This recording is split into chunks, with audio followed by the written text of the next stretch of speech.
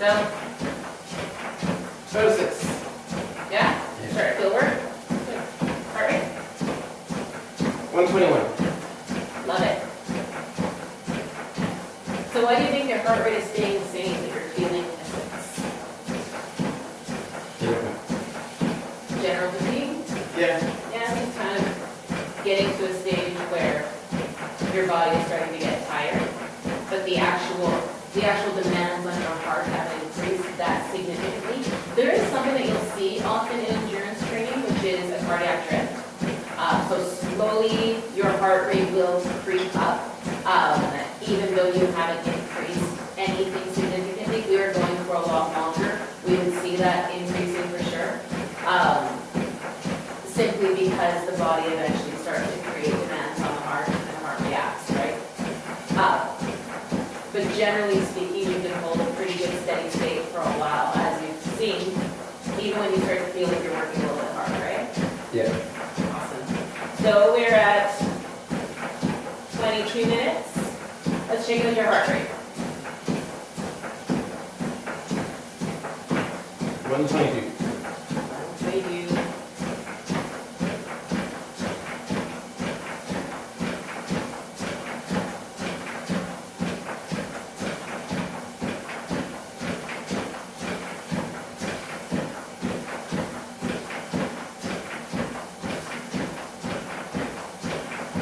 You're covering a fair amount of speed. You're coming up on 200 calories. That's good. Yeah.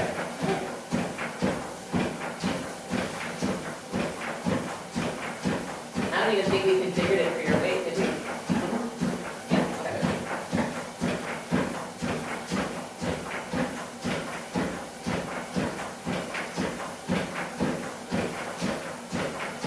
So this is going to be the last 2 minutes of work before we start looking at our cool down procedures, Jason. So when we reach that 25-minute mark, I'm going to get you right off the bat and just drop the speed down a little bit. So we're going to go from this 3.5 mark, Yeah. and we're going to drop that down to a 3. So you can hit the button there and we'll take you right down. But first, let's ask your heart how it's doing. 124. 124. All right, so that's a pretty good sign that we are reaching where we want to be. And feeling about a 6 still? Yeah. Good job.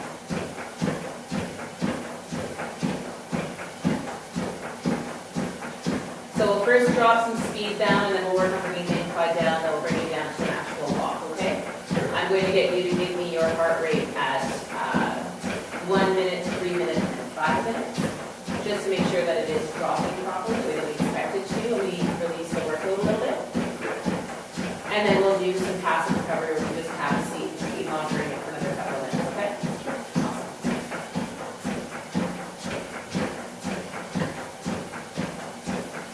So are you feeling like this is about where you're comfortable at right now? Yeah. Okay, so what we're hoping to do is next week we'll see if we can't get that time back up to 30 minutes. Okay? Sure.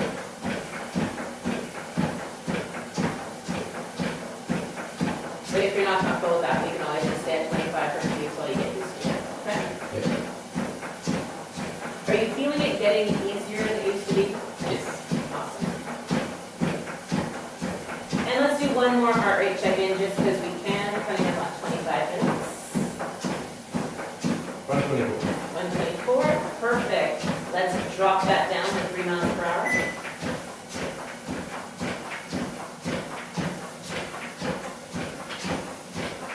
And we'll see how quickly your heart recovers. One of the interesting things that I read in my research when I was looking at this stuff was that heart rate recovery is one of the best predictors of cardiac health.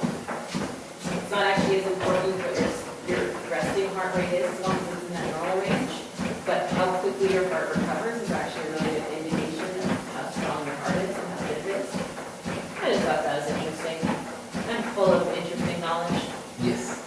Aren't you thrilled to be doing this with me? I am. I could tell you all about your heart at this point. But first you need to tell me what your heart rate is now after a minute in cool down. 121. 121, all right, so that's not even fully at cool down. So we are going to drop our incline significantly. Let's take it right down to 1.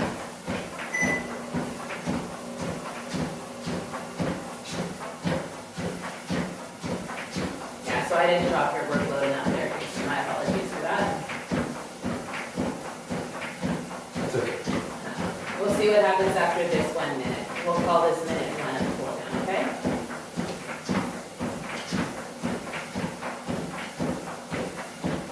Because we definitely do want to see at least a 10-point kind of drop.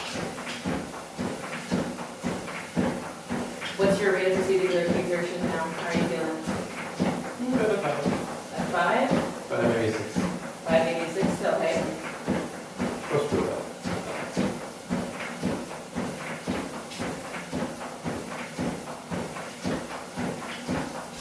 All right, let's check in with your heart again. 112. 112, that's what I was looking for. That's a really nice drop. So let's drop our speed down again, Jason. Take it down to 2.7 now.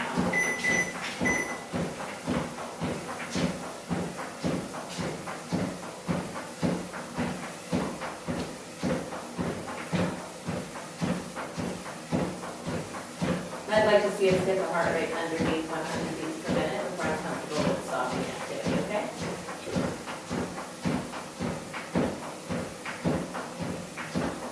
And compared to a minute ago, what's your perceived rate of exhaustion or exertion? 5, maybe 4. 4? Air on 4?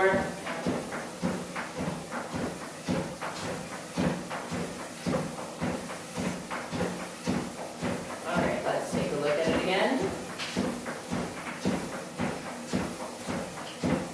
108. 108, awesome. And we're just going to bring that right down to a 2.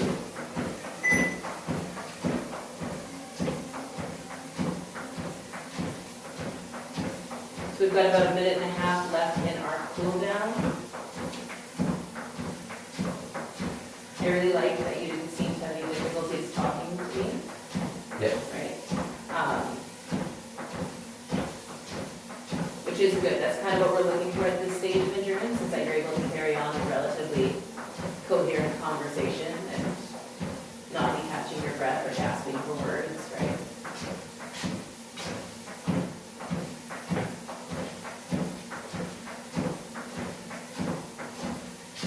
All right, so our last bit of cool down command here.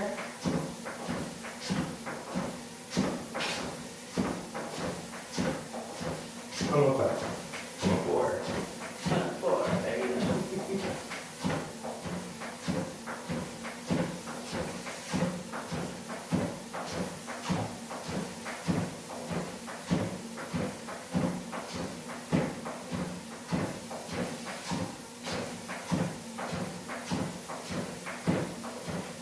And because we did extend that 1 minute, Jason, I'm actually probably going to extend it again. I want to see you dropping down beneath that 100 beat per minute mark. So we'll see where you're at 25, or at 30 minutes. But we can slow it down even a little bit more if we have to. And you can drop the incline down to 0 completely if you want, because you're still on a 1% incline.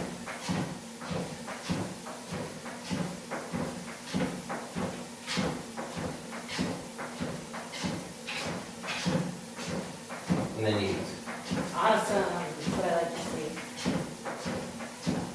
Yeah, let's just taper it off a little bit. Let's bring it down to 0. There you go. I don't think we need to go a whole lot slower than 2 miles per hour though. I think that it would actually require a fair amount of effort to go slower than 2 miles per hour.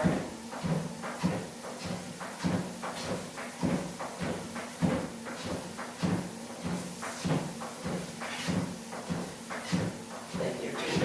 Lift your feet. Thank you. I can tell when you're dragging.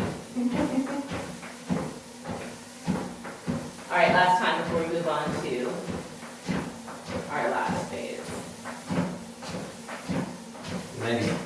Nice. Good stuff.